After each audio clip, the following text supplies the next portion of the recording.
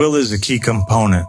That is how you recognize who the true claimant is. If anybody comes forth and they say, I'm a prophet, I'm a messenger, I'm an imam, I'm a divinely appointed king or judge, I'm a Mahdi, but they don't prove it through the will, then this is a claim that you can automatically disregard.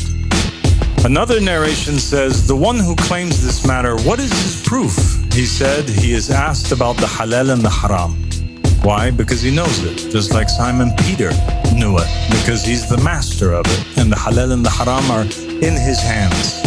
He said, 3 proofs do not gather in a person except that he is the companion of this matter, that he be the most deserving of the right of the one who was before him, that he has the weapon. The first one, most deserving of the right of the one who was before him, means that he is the one who carries the banner after the one who came before.